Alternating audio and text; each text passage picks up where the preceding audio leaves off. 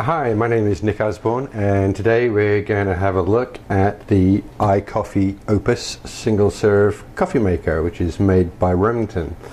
I have it side by side with a Keurig machine, and I'll tell you why in a moment. In fact, the Keurig is the B60 Special Edition. It's one of the older versions of that. It's one I've had for a long time. And I'm just putting them side by side so we can compare the size, compare the appearance, the functionality, and actually we're gonna compare the taste.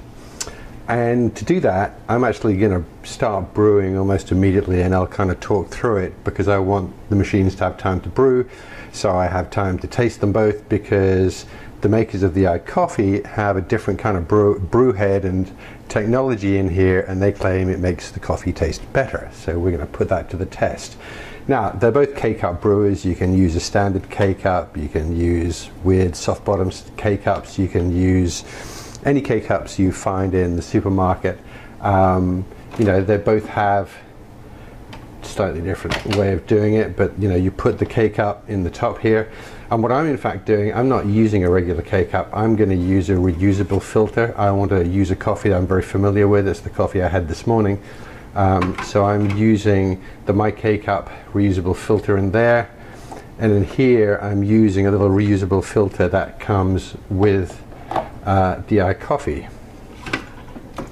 So before any further ado, let's do a little bit of brewing so that I have time to taste them. Press that, and press that. So one of the things you notice straight away is they have this kind of black and silver thing happening, and they both also have this kind of blue light thing happening, and they both have the water reservoir on the side there. And I must say, one of the things I liked about the iCoffee right from the outset is that this coffee reservoir, water reservoir, is really big. Now, I don't know about you, but I get really irritated when I'm halfway through brewing something and suddenly the reservoir shows empty and the brewing stops. So I like that. Yes, it's got a slightly larger footprint, it's a slightly larger machine, but I don't mind that if I can get a nice big water reservoir. So they're done brewing. A little bit of noise there at the end from the Keurig, which we didn't get from the iCoffee. All right, so the coffee's there. I'm going to put that aside. The blue one is the Keurig. The multicolored one is the iCoffee. So one or more of the features here, they're just some little things, you know, like this is the tray comes out on the Keurig very nicely for cleaning. I've got a what is it upstairs? Anyway, it's a different single serve brewer, and this kind of latches in, and it latches in easily, but it's a pain to come out. This one's kind of interesting because it also pulls out, but it doesn't. It's not going to knock itself out because it's got a little magnet in there. Very minor thing, but I kind of like it. So now let's look at some of the things that are different about the iCoffee. First of all, what they're promoting is what they call spin-brew technology. So with the Keurig, there's a little needle up in there. It goes down through that hole with the reusable filter. It punches a hole in the top here, and there's a hole punched at the bottom for the coffee to come out. With the Keurig, what happens is there's water pressure, and basically the water comes out of the end of the needle, blasts into the coffee, creates pressure. All the coffee grinds are kind of immersed in the hot water, and it's pushed out the bottom through the filter inside. This is slightly different. In fact, while this was brewing, you can't really see it in the video, but there's a little window here, and as the brewing process takes place, you see this going round. It's what they call spin brew technology. So instead of the hole being at the end of the needle, like punching straight through from top to bottom, the hole is in the side of the needle, and the needle rotates. Now, I'm not really fast. I had to look at it. It takes 4 or 5 seconds for a full rotation.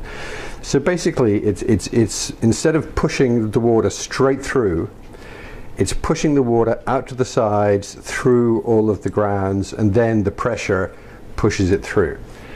So in theory, it sounds like a good idea, because it means that instead of blasting the water straight through, you're actually making sure that all the coffee grinds are equally immersed in the hot water with that spinning process. So we'll see, because I did this brewing early, so I'd leave it a few minutes to cool, and I can taste them and I can see if there's a significant difference. So that's the big thing with this, is the spin brew. And we'll find out when we do the taste test whether it makes a big difference or not. But in theory, I like the idea. The other really interesting thing here is that on the Keurig, on this model, I just have 3 sizes. I can go for a small size, about 6 ounces, a bigger one, about 8 ounces, and I believe the one on the right, the button on the right, is like 10 or 12 ounces. This thing, I've got a dial here. You know, I can go from 4 all the way up to 12. So if I'm doing a travel mug, I can put the travel mug in there, go to 12, press that button, you know, in the center of the dial there, and I'll get 12 ounces. If I don't want to drink a lot, but I want a really strong brew, because remember, we're always working with the same amount of coffee. So if you do actually go all the way up to 12 with a single K-cup, it won't be quite as strong. In fact, I'd probably do 2. If I had a big travel mug like that, I'd probably use 2 K-cups and use 2 brews of 6, and it'd be really strong. But it's nice, so you got a lot more choice here in terms of how strong or weak and the size of the coffee that you want. So that's it. Neither of them are very complicated machines. Now keep in mind, these are both kind of K-cup coffee brewers. These are not brewers where you can make cappuccinos or lattes or things like that. Neither one of them. You know, anything that comes in a single K-cup, it can be a coffee, it can be hot chocolate, it can be tea, you can use in these machines. So, I mean, just design-wise, I kind of like this. And in fact, the first time my wife came down and saw this, and thank you guys at Remington for sending this for us to review. Anyway, my wife took one look and said, "Oh, that looks much nicer." Which I agree. I think it's, mind you, to be fair, Keurig have come out with more recent designs than this, and in fact, they look a little bit more like this. So I think I should taste the coffee. So the blue one was the Keurig. I'm going to give that a little taste.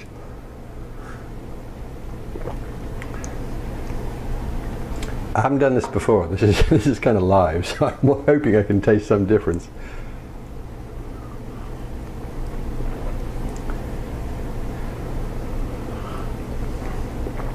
Oh, actually I can.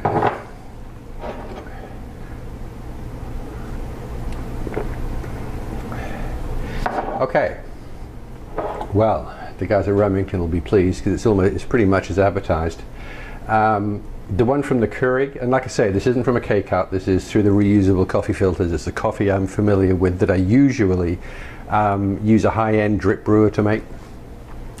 The Keurig is making it a little bit thin, a little bit bitter. There's a bitterness coming out from the Keurig that I certainly don't get from my drip brewer, and a kind of thinness of taste.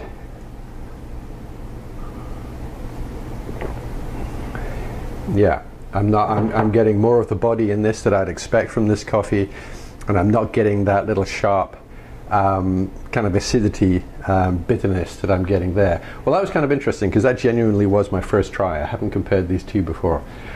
So that's it. I can now actually say with complete sincerity, this is a really nice little machine, because it's nice to have a single serve brewer that'll make you a cup of coffee that's as good as the coffee you make with, you know, a high-end drip brewer, a really good drip. We used a Bonavita drip brewer, which is, it's not very expensive, but it's very, very good. And I also used the Chemex to make coffee. I use French press. And that's all well and good, but sometimes I do have those lazy moments, and I like to use a single serve brewer. So good to know. The iCoffee, this whole spin technology really does seem to make a difference. Phew, that's a relief. Okay, that's it. Where can you get these things? I saw Bed Bath & Beyond. I don't think they're broadly distributed yet online or across all the stores. I don't think you're going to find it in your local supermarket.